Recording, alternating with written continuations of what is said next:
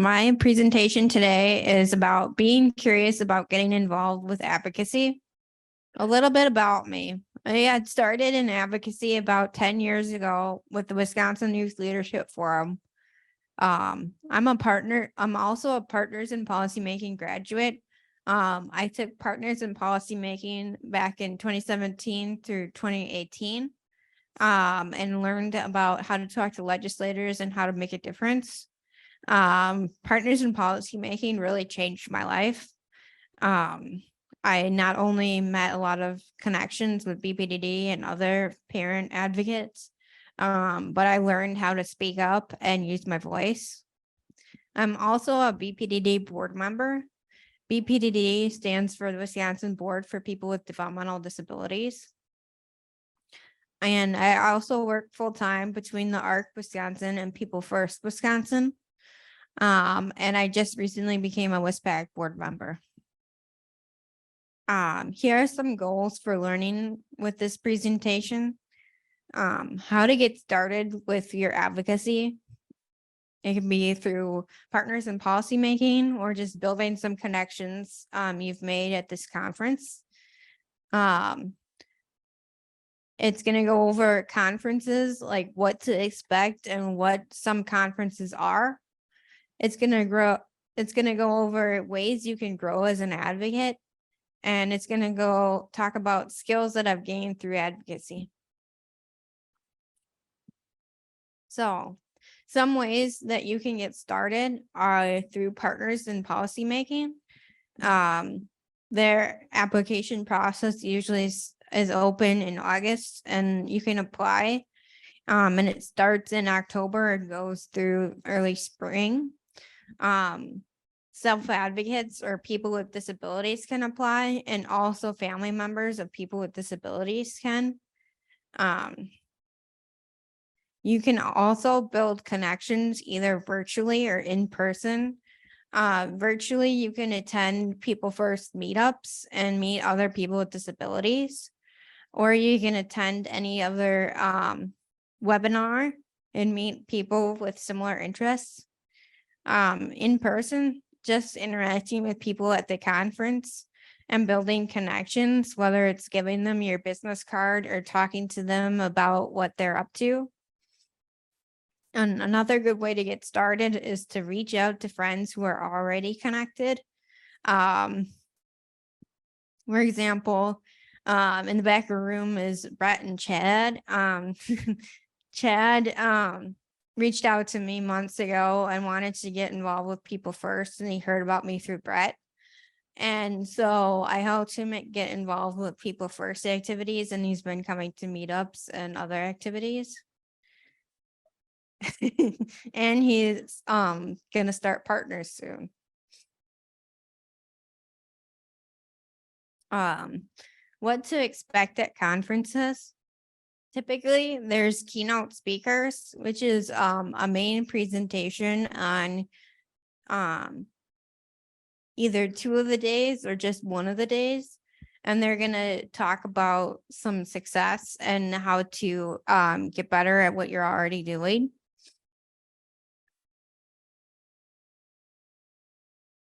There's also going to be regular sessions where people with disabilities or people in the disability world are going to present about topics that are interesting to them. And it's also a great way to meet lots of new people. I believe there's about 700 or 800 people at this conference, so you really have a great opportunity to meet a few hundred people. And there's a lot of fun things at exhibit tables, from pens to great information or fidgets. And there's usually like a dance or a fun activity that's planned during the conference. And occasionally at conferences, there's awards that are given out. Tonight, there's the Die Hard Awards, and at Circles of Life, there's also awards too. Here are some examples of different conferences.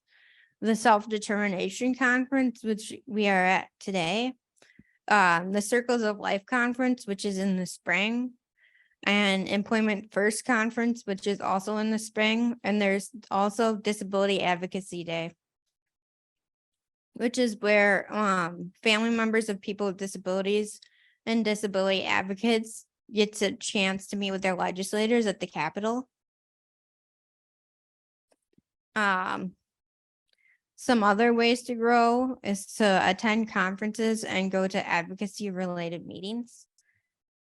And there's a picture of me at my delegate year of YLF on the far right, about 12 years ago.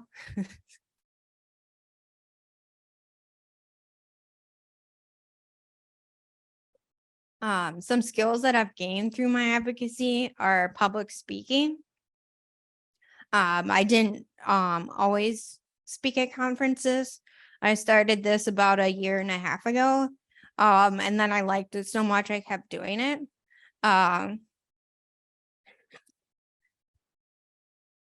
Typically I speak with other people. This is my first time presenting solo.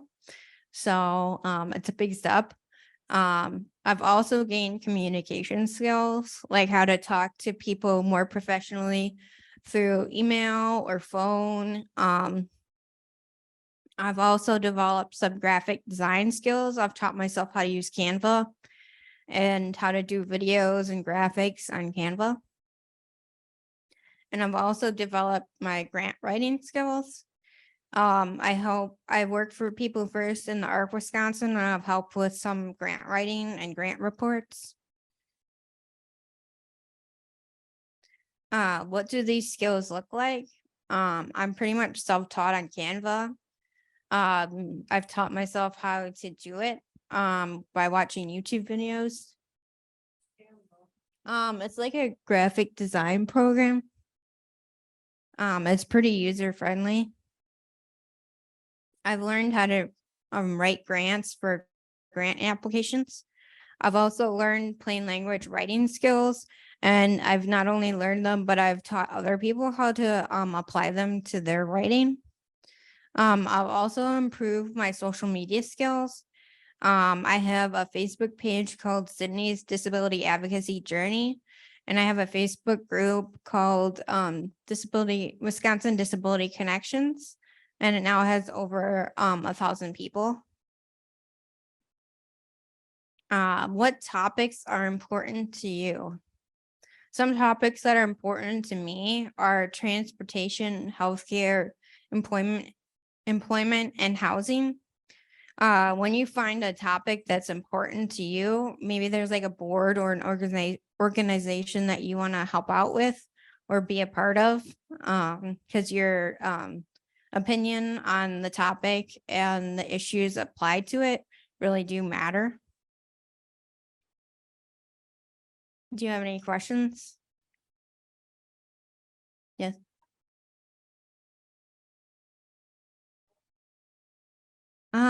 That's a tricky question. Not, I think at the federal level, they're working on raising the asset limit from 2,000 to 10,000. But that's a good thing. Then yeah. Yeah.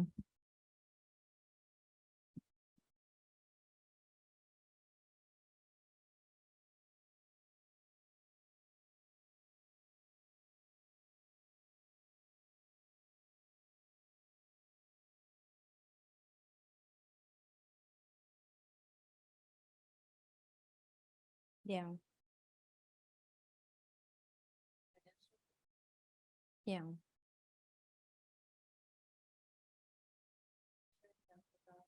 Yeah.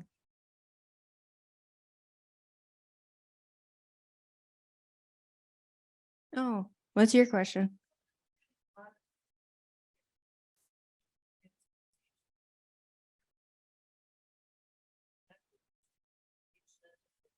Where would you suggest getting involved in like advocacy to get more transportation options available?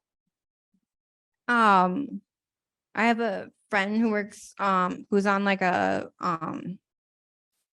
do you know what Do you know what Julie's a part of for the union cab? Yeah, there's a few like transportation coalitions. I can give you my business card and I can follow up with you.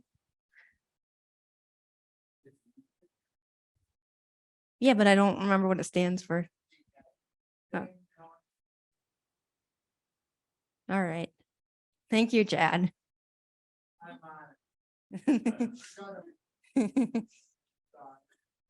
Yeah, Daphne.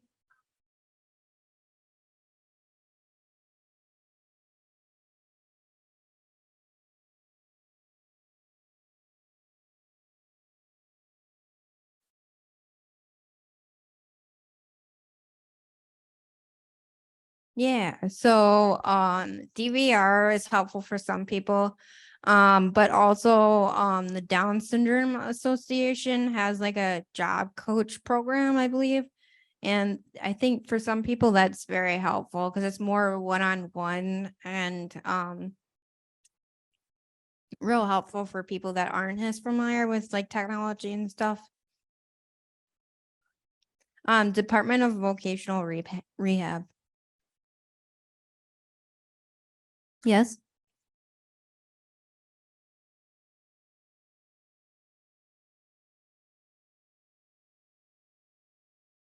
What do you do to keep balance when you have so many people, so many demands around? I guess make sure if someone asks you if you want to be a part of a project, ask what the time commitment. And then see if you can fit that into your schedule. And it's also possible to say no. I've learned that over the years. If you don't say no to some things, you'll just feel overwhelmed.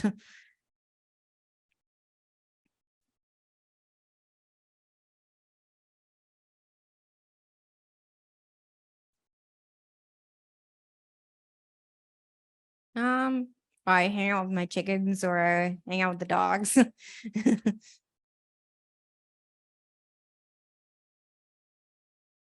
Yes. able accounts is not set up in Wisconsin, but if you're from Wisconsin, you can set up an able account. The confusion is when they first allowed you to have an able account, they didn't have a Wisconsin-based able account. So when I opened one up for a family member, we opened one up with Minnesota because Minnesota allows out-of-state participation, people from outside of Minnesota to join theirs. There's currently, in terms of advocacy, there's a bill, I don't know if it's passed. Yeah, it's up for debate sometime in October. Where they want to create an actual program here in Wisconsin. So Wisconsin allows people with disabilities, their residents, to have an able account. There's just not a Wisconsin one, which has led to confusion that, oh, Wisconsin doesn't allow able accounts. That's not accurate, but if you, even if Wisconsin does have one, there may be other outstate ones that have better features. I've heard Ohio has a really good program, California has a really good program. So there's a website called the National Able Resource Center. It's able nrc.org. They have a really good website that has frequently asked questions, comparison to that is really helpful with 917. Thank you. Yes, Nelly? How can you use your advocacy skills for being self-directed for transportation and that? Yeah, that's an awesome question. So you could can you repeat that?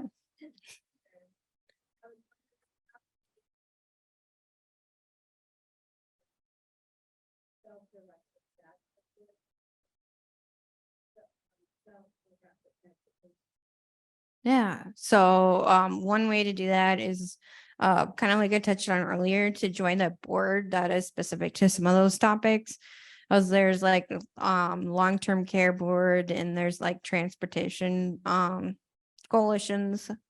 And like when they have meetings, just being comfortable with sharing your voice and your opinion on the topics. Yes, Jordan?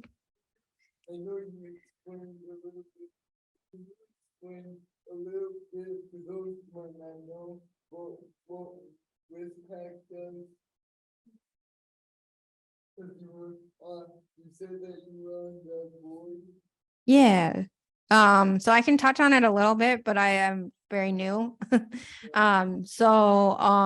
They help out people with disabilities with providing them with a special needs trust and helping them with financials. George, is there anything you want to add to that?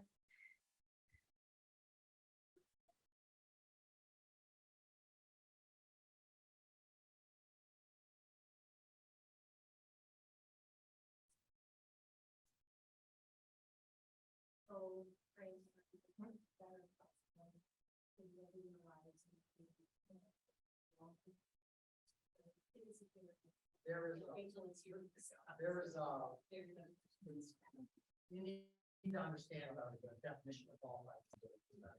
And advocates are trying to expand what that means, because I remember a number of years ago when I the social security person, he said, remember, you can't spend it on phone. Yeah, that's a little bit of a downer message. It's accurate, but if you create other support sources or resources, like a special needs trust, that can be stuff. So that's why as a community, we have to get smarter and better. Yes. So I know you want to be on here. Can you talk a little bit about the art of Wisconsin and how it interacts with the art at the federal level, how much conversation there is, what kind of support, you have, what kind of insight you're giving to them? Yes. So I work for the ARC Wisconsin. We kind of operate under the ARC of the United States. I get a lot of support from them. A few months ago, the ARC of Wisconsin's director stepped down and I kind of helped take over a lot of the tasks that she was doing. And my boss is currently works for the ARC of the United States. And I also get trainings through the ARC of the United States to do like website work, and work on constant contact and other things that are important to my job. And so, but within the ARC of Wisconsin, there's also individual chapters per county. But they kind of operate within their own. So it gets a little complicated. But yeah, I love both working for both the ARC Wisconsin and People First Wisconsin.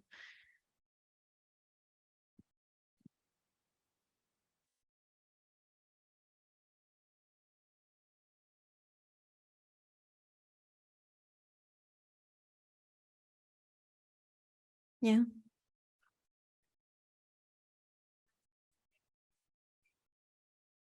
How much, I know that a lot of people like to, be working more hours, to pay more, but they're, you know, they're working for, dating too much money essentially. Yeah. I don't know too much about that. The ARC is currently working on the asset limit bill to be passed, which would increase the asset limit, which would, I would assume, allow you to work more hours. Oh yeah, there is also MAP, as Tyler said. I don't know a ton about it, but it allows you to work more, I believe, and keep your Medicaid. Yeah, aside from that, it's an easy transition, and you just pay a small copay every month based on your income. And it allows you a higher acceptance. Yeah, MAPT. Yeah, Medicaid business.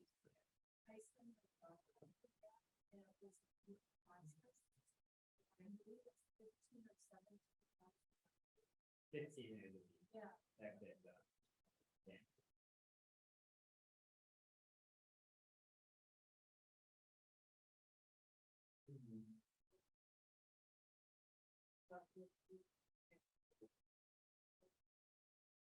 Yes.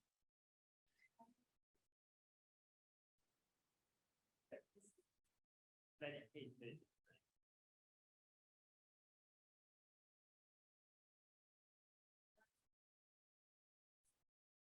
yeah. And you, in your city should have information for you.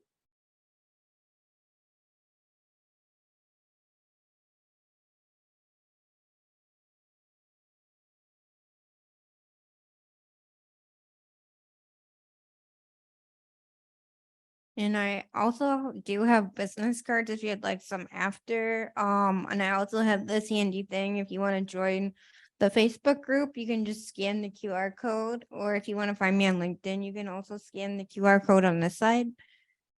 So just let me know.